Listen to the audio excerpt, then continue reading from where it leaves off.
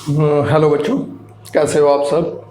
तो बेटा आज जो हम चैप्टर कर रहे थे classification of element and periodicity in their properties, उसी का एक और टॉपिक जो है वो आज हम पढ़ेंगे।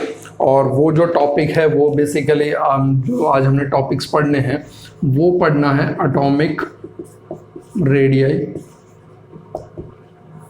उसके बाद कोवेलेंट रेडियाई, आयोनिक रेडियाई और वंडरपॉल रेडियाई। इसके अलावा एक और टॉपिक भी हम करेंगे, तो वो टॉपिक हम बाद में देखेंगे क्या है क्या नहीं। सबसे पहला जो है वो है एटॉमिक रेडियाई। देखो, हम जब 10th तक पढ़ते हैं तो 10th में ये पढ़ते हैं कि जब ग्रुप्स में जाते हैं तो साइज़ क्या हो जाता है, ग्रुप्स में इंक्रीज़ हो जाता है, और पीरियड्स में जब हम जाते हैं तो पीरियड्स में हमारा साइज़ क्या हो जाता है, डिक्रीज़। ये हम 10th में पढ़ते थे, ठीक है, वहाँ एक जनरल हमने पढ़ा था। अब सबसे पहली चीज़ तो ये आती है कि एटॉमिक रेडियाई होता क्या है। देखो, हमने ये पढ़ा हुआ है कि एटम जो होता है, ठीक है, अब एटम जो है, अगर हम एटॉमिक रेडियाई को डिफाइन करना चाहें, व्हाट इज़ एटॉमिक रेडियाई, तो एटॉमिक रेडियाई बेसिकली ये है कि जो आपका एटम है, जो उसके सेंटर के अंदर न्यूक्लियस है, उसका आउटर मोस्ट ऑर्बिट में जो इलेक्ट्रॉन है यहाँ पे, ठीक है, उनके बीच का जो डिस्टेंस है, ये जो डिस्टेंस है that is called atomic radii. लेकिन अब एक प्रॉब्लम आती है कि एटम का रेडियाई हम मेज़र ही कैसे करें। सबसे पहली बात तो एटम का साइज़ ही इतना छोटा है कि हम उसको, जो हमारा सबसे बड़ा माइक्रोस्कोप है स्कैनिंग टनलिंग माइक्रोस्कोप, उसके अंदर भी हमें ब्लड इमेज दिखाई देती है।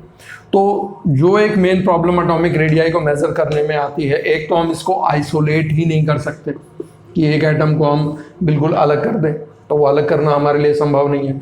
दूसरा, एक आपने जो हम वेव मैकेनिकल मॉडल पढ़ा है एटम का, उसमें ये कहा जाता है कि इलेक्ट्रॉन की पोजीशन फिक्स नहीं है, प्रोबेबिलिटी है, मिलने की संभावना है कि इलेक्ट्रॉन यहाँ पे भी हो सकता है, यहाँ पे भी हो सकता है।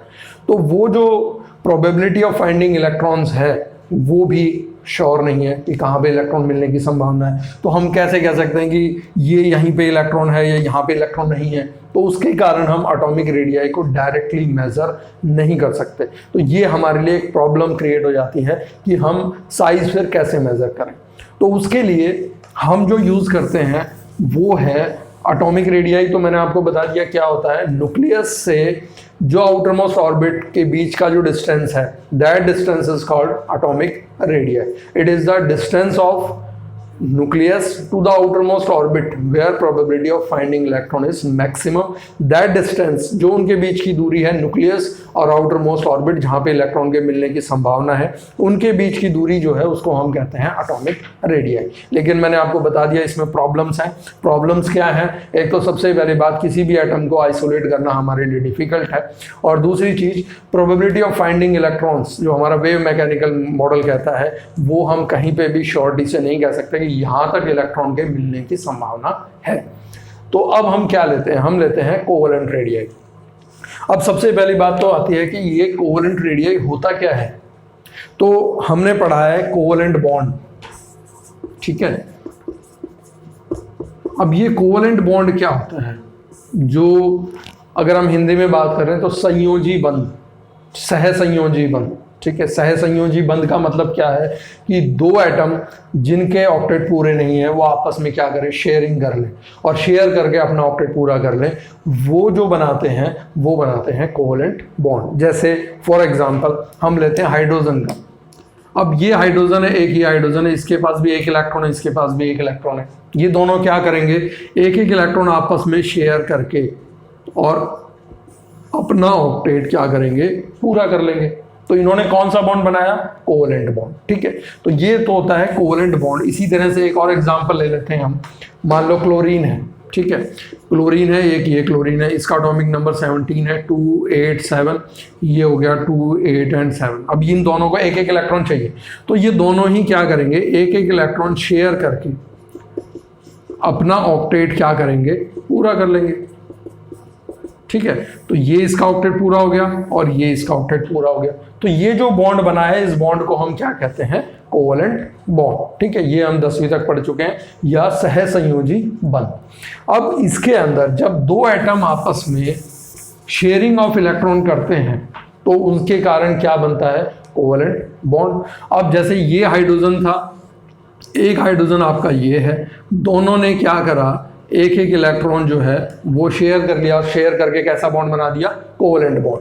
तो इन दोनों के बीच की जो ये दूरी है, दोनों के न्यूक्लियस के बीच की दूरी, ये हमारा मान लो A है और ये हमारा B है, तो इनके बीच की दूरी का हाफ ऑफ द डिस्टेंस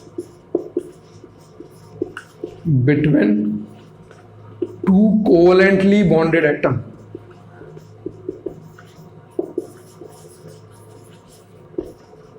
उसको हम क्या कहेंगे, कोवेलेंट रेडियस। ठीक है, कोवेलेंट रेडियस क्लियर हो गया। देखो एक चीज इसमें और होनी चाहिए, वो है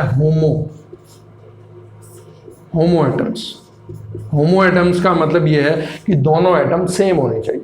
इसी तरह से जैसे मैंने आपको हाइड्रोजन का H2 का बताया, इसी तरह से क्लोरीन है। अब मान लो Cl2 है तो उसके अंदर भी क्या करेंगे, ये क्लोरीन और ये क्लोरीन, ठीक है, ये दो क्लोरीन के एटम्स हैं, इनके जो न्यूक्लियस का हाफ ऑफ द डिस्टेंस है, half of A and B, ये क्या कहलाएगा, ये आपका कोवेलेंट रेडियस कहलाएगा, किसका, क्लोरीन का। अब आप पूछोगे होमोन्यूक्लियर का तो हम निकाल लेंगे। अब मान लो अगर कोई हेट्रो एटॉमिक है, जैसे हमें HCl का निकालना है, तो HCl का कैसे निकालें, तो हम उसको क्या करेंगे, हाइड्रोजन का मान लो यहाँ से आ गया, मान लो हाइड्रोजन की आपने यहाँ से निकाली और ये जो है रेडियस आपकी यहाँ से हाइड्रोजन की आ गई, यहाँ आपने क्लोरीन की निकाली तो एक क्लोरीन के एटम की रेडियस आ गई। इन दोनों को अगर हम सम कर देंगे, हाइड्रोजन के रेडियस का और Cl के रेडियस का सम कर देंगे, तो हम इस हेट्रोएटॉमिक का भी निकाल सकते हैं। ठीक है, तो यहाँ पे जब हम कोवेलेंट रेडियस की बात करते हैं तो कोवेलेंट रेडियस हम बेसिकली जो मेजर कर रहे हैं वो किसकी कर रहे हैं, होमो एटॉमिक्स की। और अगर हमें हेट्रोएटॉमिक की निकालनी है तो होमो एटॉमिक की जो रेडियस हैं उनका सम करके या जोड़ करके हम हेट्रोएटॉमिक की भी निकाल सकते हैं। ठीक है, तो आपको सबसे पहली चीज तो ये समझ में आ गई होगी कि what is covalent radius. It is the half of the distance between two covalently bonded atom. ठीक है, होमो एटॉमिक कोवेलेंटली बॉन्डेड एटम, होमो एटॉमिक कोवेलेंटली बॉन्डेड एटम के बीच का आधा जो डिस्टेंस है न्यूक्लियस का, उसको हम क्या कहते हैं, कोवेलेंट रेडियस। ठीक है, ये क्लियर हो गया। अब देखो एक चीज और देखना, कोवेलेंट में क्या होता है, ये आपस में एक दूसरे को क्या करते हैं, ओवरलैप करते हैं। ठीक है, ये जो एरिया है ये क्या हो रहा है, ओवरलैपिंग हो रही है। ठीक है, तो ओवरलैपिंग के कारण ये थोड़े से नजदीक आ जाते हैं, तो नजदीक आएंगे तो इनकी रेडियस थोड़ी सी कम आएगी। अब आते हैं नेक्स्ट जो है हमारा, दैट इज वंडरवॉल रेडियस। हम वंडरवॉल रेडियस पहले कर रहे हैं, आयनिक रेडियस को हम बाद में करेंगे। अब देखो कुछ ऐसे एटम भी होते हैं जैसे कि आपकी नोबल गैसेस हैं। नोबल गैसेस क्या करती हैं, कभी बॉन्ड नहीं बनाती, अभी तक हमने यही पढ़ा है। ठीक है, कि वो बॉन्ड्स फॉर्म नहीं करती। तो मान लो एक हीलियम का एटम ये है और एक हीलियम का एटम ये है, इन्होंने आपस में क्या कर रखा है, कुछ भी शेयरिंग नहीं है, ना ही इनके अंदर कोई ट्रांसफर है, सिर्फ एक जगह पे पास में नज़दीक है ये। ठीक है, तो ये आपका हीलियम का एटम हो गया, ये आपका हीलियम का एटम हो गया। दोनों क्या है, नोबल गैस है, जो जल्दी से बॉन्ड नहीं बनाते, जिनका ऑक्टेट पूरा होता है। तो ये आपस में एक जगह पे रखे हुए हैं। ठीक है, या ये आपस में एडजस्टेड है एक जगह पे। तो इन दोनों के जो न्यूक्लियस हैं ए और बी, इनका जो हाफ ऑफ द डिस्टेंस होगा उनको हम क्या कहेंगे, वंडरवॉल रेडियस। ठीक है, दो इनके बीच में फोर्स ऑफ अट्रैक्शन होती है, ऐसा नहीं है इनके बीच में फोर्स ऑफ अट्रैक्शन नहीं है। ये जो इनके बीच में फोर्स ऑफ अट्रैक्शन है इसको हम कहते हैं वंडरवॉल फोर्स, और ये वीकेस्ट फोर्स ऑफ अट्रैक्शन होती है, सबसे कमजोर फोर्स ऑफ अट्रैक्शन होती है। ठीक है, तो इनके बीच में जब दो एटम्स जिन्होंने जो है कोई बॉन्ड फॉर्म नहीं कर रखा और वो एक दूसरे के एडजेसेंट हैं, उनकी सेम यहाँ पे भी देख लो होमो एटॉमिक है, उनके बीच का हाफ न्यूक्लियस के half of the distance of nucleus, उसको हम क्या कहेंगे, van der Waals radius. It is the half of the distance between nucleus of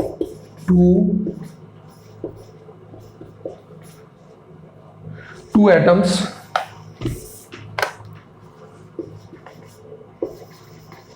which have van der Waals forces.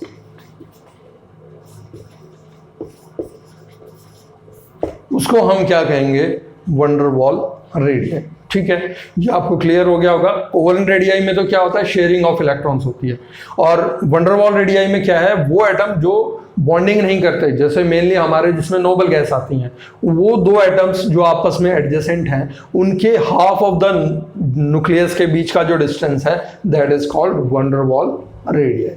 ठीक है, ये आपको दूसरा भी क्लियर हो गया होगा। ये चीज आपने ध्यान रखनी है कि जो भी हम ये निकाल रहे हैं सभी होमो एटॉमिक ले रहे हैं, एक जैसे एटम, तभी तो उनका जो है रेडियाई एग्जैक्ट आएगा। अगर आपने एक एटम दूसरा ले लिया, एक दूसरा ले लिया, तो उनमें क्या होगा, एक एटम का साइज बड़ा होगा और एक छोटा होगा, तो उनकी रेडियाई आप किसकी मानोगे, छोटे वाले की मानोगे या बड़े वाले की मानोगे, तो उसमें प्रॉब्लम है।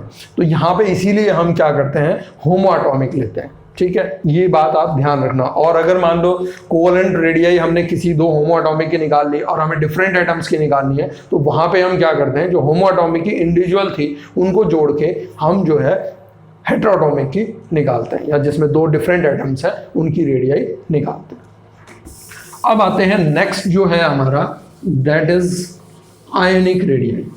आयनिक रेडियाई क्या है, सबसे पहले तो आपको आयनिक बॉन्ड पता होना चाहिए। आयनिक बॉन्ड क्या है, आयनिक बंध कहते हैं जिसको हम हिंदी में। उसमें क्या होता है, एक एटम इलेक्ट्रॉन्स देता है और दूसरा एटम क्या करता है, इलेक्ट्रॉन्स लेता है। ठीक है, एक एग्जांपल देके बताता हूँ मैं आपको। जैसे मान लो हमारे पास Na और Cl है, Na का एटॉमिक नंबर कितना है, 11, 2, 8, 1, और क्लोरीन का एटॉमिक नंबर कितना है, 17, 2, 8 एंड 7। अब इसमें क्या होगा कि ये जो सोडियम है ये अपना एक इलेक्ट्रॉन दे देगा, किसको, क्लोरीन को। तो यहाँ पे एक इलेक्ट्रॉन इसका ट्रांसफर हो गया। ठीक है, अब इसका जब इलेक्ट्रॉन इससे ट्रांसफर हुआ तो इसका कॉन्फ़िगरेशन बच गया 2, 8 और इसका कॉन्फ़िगरेशन हो गया 2, 8 और 8।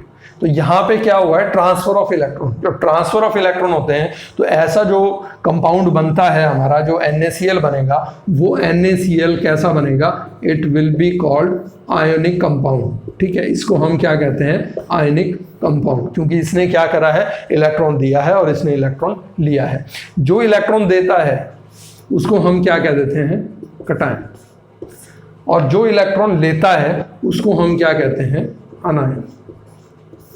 दोनों आयन है, एक कटायन है जिसने इलेक्ट्रॉन दिया है और एक अनायन है जिसने इलेक्ट्रॉन लिया है। कभी आपने सोचा इसके ऊपर ये प्लस का साइन क्यों आता है और इसके ऊपर माइनस का ही साइन क्यों आता है? ठीक है, चलो मैं बताता हूं आपको। देखो, एटॉमिक नंबर का मतलब क्या है, इस एटॉमिक नंबर का मतलब है नंबर ऑफ प्रोटॉन्स या इलेक्ट्रॉन्स। ठीक है, और प्रोटॉन पे कैसा चार्ज होता है, प्लस का, और इलेक्ट्रॉन पे कैसा होता है, माइनस का। अभी इसका एटॉमिक नंबर 11 था, न्यूट्रल था, अभी इसने किसी को कुछ नहीं दे रखा। तो यहाँ पे क्या है, प्रोटॉनों की संख्या कितनी है, 11, इलेक्ट्रॉनों की संख्या कितनी है, 11। लेकिन जब उसने एक इलेक्ट्रॉन किसी को दे दिया तो अब हमारे पास में इलेक्ट्रॉन कितने हो गए, 10। यानी अब प्लस वाले ज्यादा हो गए। कितने ज्यादा है, प्लस वाला 1। तो इसीलिए हमने क्या करा, Na पे प्लस का साइन लगा दिया। ये प्लस कहां से आया है कि इसके अंदर नंबर ऑफ प्रोटॉन की संख्या ज्यादा है। कितनी ज्यादा है, 1। ठीक है, अब इसी तरह से अब क्लोरीन पे हमने माइनस का साइन क्यों लिया है, ठीक है, तो क्लोरीन पे माइनस का साइन इसलिए आया है कि इसका एटॉमिक नंबर कितना है, 17। तो इसके पास में प्रोटॉन कितने होंगे, 17, इलेक्ट्रॉन कितने होंगे, 17। लेकिन अब इसने एक इलेक्ट्रॉन गेन कर लिया, तो अब इसने जब इलेक्ट्रॉन गेन करा तो अब इस पे इलेक्ट्रॉनों की संख्या कितनी हो गई, 18, और प्रोटॉन तो 17 ही है। तो अब एक इलेक्ट्रॉन फालतू हो गया, और इलेक्ट्रॉन फालतू है, इलेक्ट्रॉन पे चार्ज कैसा होता है, माइनस का। तो इसीलिए हम अनायन पे कैसा साइन देते हैं, माइनस का। अगर मान लो ये 2 इलेक्ट्रॉन गेन करता तो 2 इलेक्ट्रॉनों की संख्या ज्यादा हो जाती, किससे, प्रोटॉन से, तो 2 माइनस लगाते। 3 इलेक्ट्रॉन गेन करेगा तो 3 इलेक्ट्रॉन फालतू हो गए एज कंपेयर टू प्रोटॉन। वैसे एटम क्या है, न्यूट्रल होता है, इस पे जितने प्रोटॉन होते हैं उतने इलेक्ट्रॉन होते हैं, इसीलिए इस पे कोई चार्ज नहीं होता। लेकिन जब वो गेन करता है तो उस पे 1 इलेक्ट्रॉन ज्यादा हो गया, तो इसीलिए उसके अंदर नेगेटिव साइन आता है। ठीक है, तो ये आपको क्लियर हो गया होगा। तो हम जो बात कर रहे थे कि आयनिक रेडियाई क्या होता है, तो पहले सबसे पहले तो मैंने आपको आयनिक बॉन्ड बता दिया कि आयनिक बॉन्ड क्या होता है। जब ट्रांसफर ऑफ इलेक्ट्रॉन होता है, कोई इलेक्ट्रॉन देता है तो उसके ऊपर जो है प्लस का साइन आता है, उसको कटायन बोलते हैं, और कोई अगर इलेक्ट्रॉन ले रहा है तो उसके ऊपर माइनस का साइन आता है, जिसको हम अनायन बोलते हैं। अब ये जो एक चीज और देखो आप, जैसे ये आपका सोडियम का एटम था, इसका एटॉमिक नंबर 11 था, 2, 8 और 1, और एक इसने इलेक्ट्रॉन दे दिया। अब ये बन गया Na+, अब ये हो गया 2 और 8, ठीक है। अब इसके ऊपर जब ये प्लस का साइन आया, एक सिंपल सी चीज आप समझो कि मान लो एक गाड़ी में 3 डब्बे थे, एक डब्बा कम हो गया, ठीक है, एक डब्बा इसमें से चला गया, तो अब इसका साइज पहले की तुलना में बड़ा होगा या छोटा हो जाएगा? छोटा हो जाएगा, क्योंकि पहले इस गाड़ी में 3 डब्बे लगे हुए थे, अब इसमें सिर्फ 2 डब्बे हैं।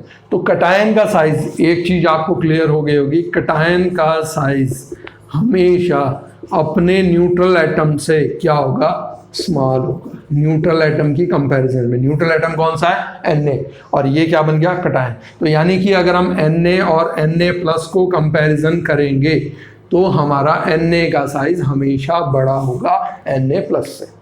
ये चीज आपको क्लियर होनी चाहिए कि अगर आप इलेक्ट्रॉन दे रहे हैं तो साइज क्या हो जाता है? हमेशा छोटा हो जाता है, ठीक है। एक और एग्जांपल लेते हैं, मान लो एक गुब्बारा है, गुब्बारे में से आपने कुछ थोड़ी सी हवा निकाल दी, तो गुब्बारे का साइज क्या हो जाएगा? छोटा। तो वही चीज आपने यहाँ पे उस चीज को समझना है कि जब भी कोई इलेक्ट्रॉन देगा तो उसका साइज पहले की कंपेरिजन में क्या हो जाएगा? छोटा हो जाएगा। अब आते हैं, अगर मान लो कोई इलेक्ट्रॉन क्या कर रहा है? ले रहा है, ठीक है, जैसे क्लोरीन है। अब क्लोरीन का एटॉमिक नंबर 17 था, 2, 8 एंड 7। अब इसने एक इलेक्ट्रॉन ले लिया तो ये हो गया 2, 8 और 8, ठीक है।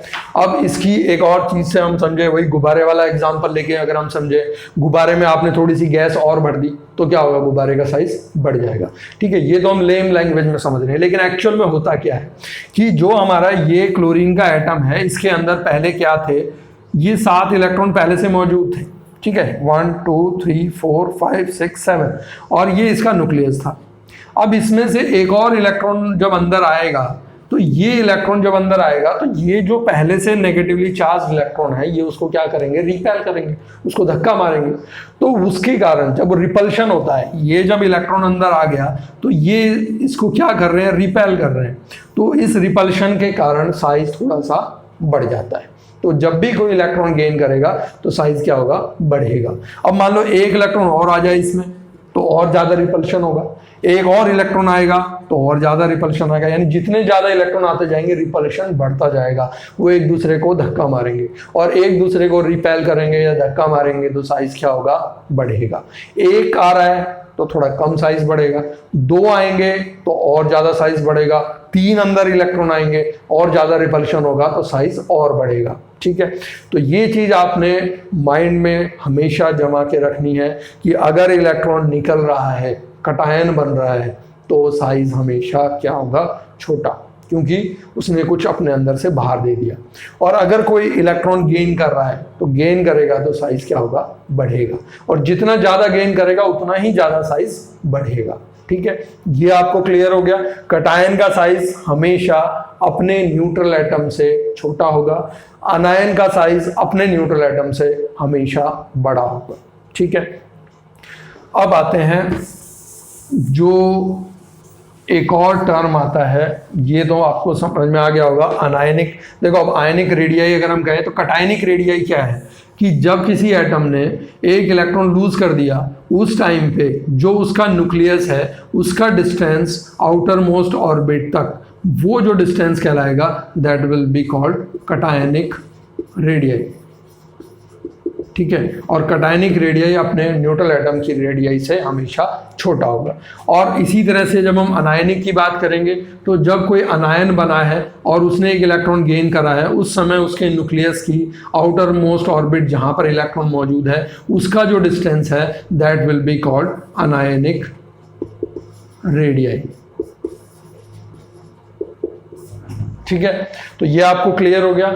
सबसे पहली चीज हमने एटॉमिक रेडियाई पढ़ ली कि एटॉमिक रेडियाई क्या है। कोई भी एटम जो है उसका न्यूक्लियस से आउटर मोस्ट ऑर्बिट जहां पर इलेक्ट्रॉन के मिलने की संभावना है उनके बीच का जो डिस्टेंस है that is called atomic radii. लेकिन हम एटॉमिक रेडियाई डायरेक्ट मेजर नहीं करते, क्योंकि एक तो एटम को आइसोलेट करना बहुत ज़्यादा डिफिकल्ट है, और दूसरा हमने वेव मैकेनिकल मॉडल पढ़ा है तो वो ये कहता है कि इलेक्ट्रॉन के प्रोबेबिलिटी होती है फाइंडिंग ऑफ इलेक्ट्रॉन की, कहीं पे एग्जैक्ट पोजीशन हम नहीं कह सकते कि यहाँ पे इलेक्ट्रॉन मिलेगा, वो एक प्रोबेबिलिटी है, मिलने की संभावना है। उसके बाद हमने कोवेलेंट रेडियाई पढ़ा। कोवेलेंट कंपाउंड के अंदर कोवेलेंट रेडियाई बनता है, या जो सह संयोजी बंध बनाते हैं वहाँ पे हमेशा कोवेलेंट रेडियाई बनेगा, शेयरिंग ऑफ इलेक्ट्रॉन्स होगी।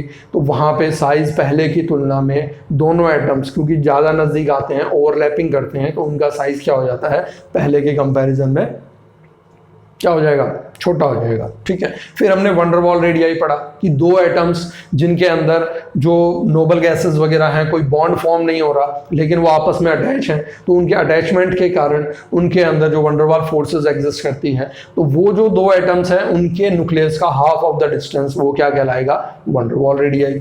फिर हमने आयनिक रेडियाई पढ़ा। आयनिक रेडियाई में दो तरह के हो सकते हैं, या तो इलेक्ट्रॉन लूज करे या वो इलेक्ट्रॉन गेन करे। लूज करता है उसको कटायन कहते हैं, और अगर कोई गेन करता है उसको अनायन कहते हैं। कटायन का साइज, जो लूज कर रहा है, जो अपनी चीज कुछ दे रहा है, उसका साइज हमेशा न्यूट्रल एटम से कम होगा। ठीक है। और अगर कोई इलेक्ट्रॉन गेन कर रहा है तो उसका साइज बढ़ जाएगा। तो साइज बढ़ेगा तो न्यूट्रल एटम की कंपैरिजन में उसका साइज हमेशा क्या होगा, ज़्यादा होगा। अब एक लास्ट टॉपिक और हम यहाँ पे पढ़ेंगे, और वो जो लास्ट टॉपिक है हमारा आज का वो है iso electronic species. Competition exam के अंदर इस आइसो इलेक्ट्रॉनिक स्पीसीज पे क्वेश्चंस आते हैं। ठीक है। तो सबसे पहली बात तो आइसो का मतलब क्या है। आइसो का मतलब होता है सेम, इलेक्ट्रॉनिक यानी इलेक्ट्रॉन, ऐसी स्पीसीज जिसमें इलेक्ट्रॉन क्या हो, सेम हो, उसको हम क्या कहेंगे, आइसो इलेक्ट्रॉनिक स्पीसीज। देखो मैं आपको एग्जांपल देता हूँ। मान लो हमारे पास में Na है, ठीक है, इसका एटॉमिक नंबर 11 है। हमारे पास में मैग्नीशियम है, एटॉमिक नंबर 12 है। एल्युमिनियम है, इसका एटॉमिक नंबर 13 है। उसके बाद हम लेते हैं नाइट्रोजन, नियॉन ले लेते हैं, नियॉन। उसके बाद नाइट्रोजन, उसके बाद ऑक्सीजन और एक फ्लोरीन। ठीक है। नियॉन का एटॉमिक नंबर 10 है, नाइट्रोजन का हमारे पास 7 होता है, ऑक्सीजन का 8 और फ्लोरीन का 9। ठीक है।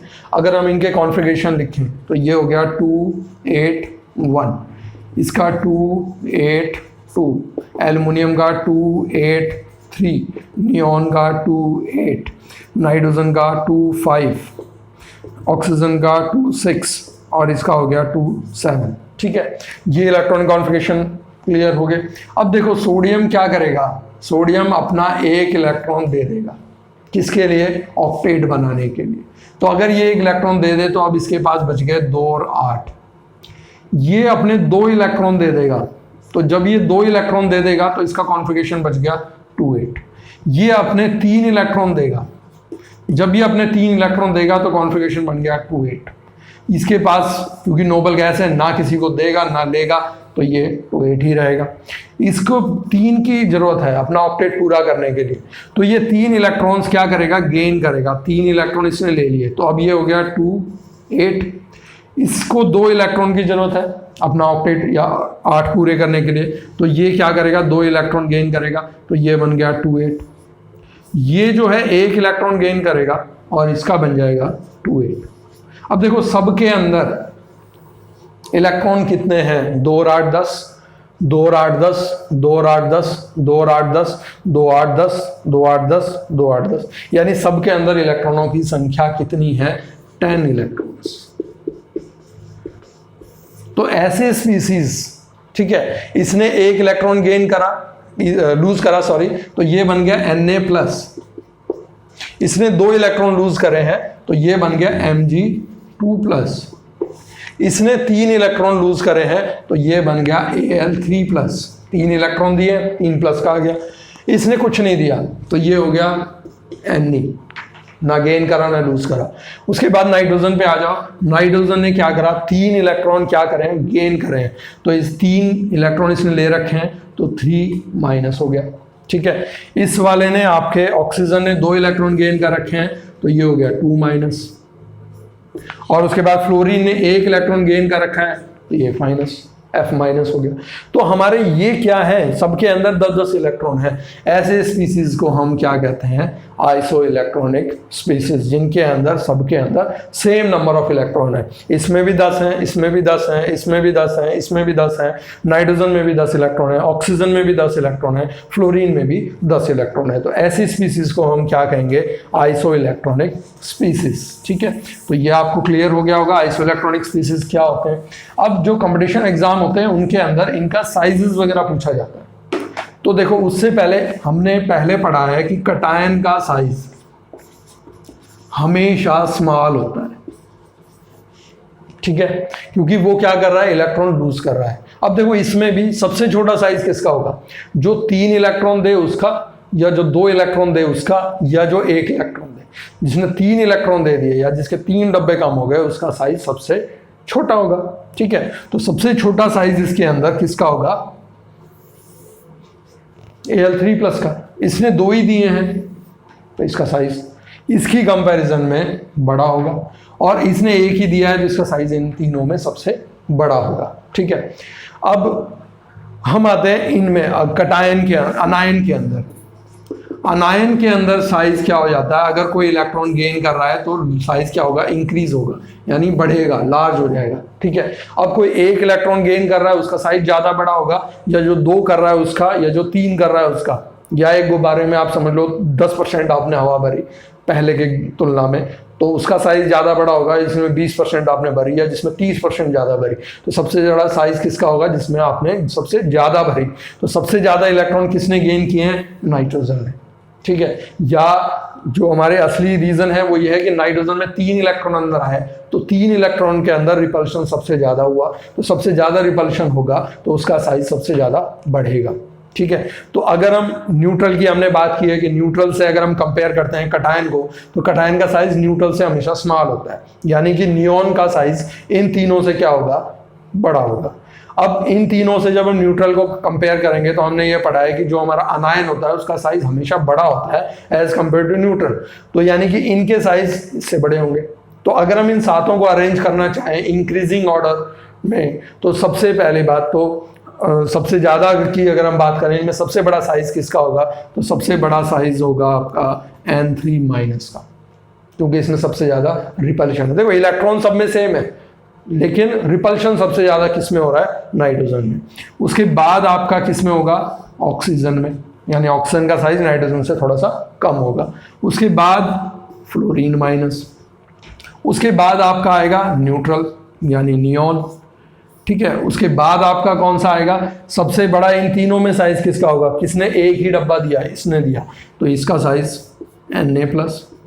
उसके बाद किसका आएगा, Mg2+, क्योंकि इसने, उसका साइज छोटा होगा क्योंकि इसने 2 डब्बे दे रखे हैं। और एल्युमिनियम 3+ का साइज सबसे छोटा होगा क्योंकि इसने 3 लूज कर रखे।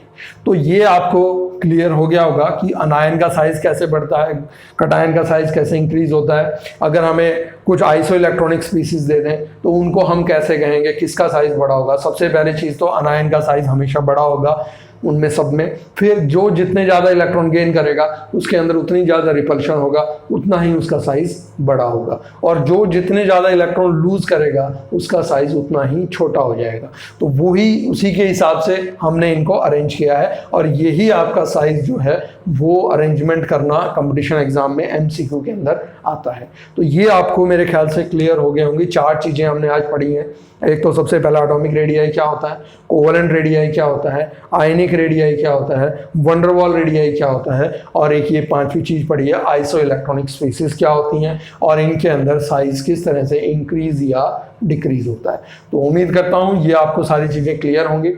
कल हम नेक्स्ट टॉपिक लेके चलेंगे, अपना नया टॉपिक इसी चैप्टर का, classification of element and periodicity in their properties. तब तक आप स्वस्थ रहिए, साथ साथ अपनी पढ़ाई करते रहिए। और अगर आपको इसमें फिर भी कोई डाउट है या कोई चीज़ समझ में नहीं आती है तो आप मुझे मेरे फ़ोन नंबर पे कांटेक्ट कर सकते हैं या आप मुझे व्हाट्सएप कर सकते हैं। ठीक है, तो एंजॉय योर डे और कीप लर्निंग। Thank you.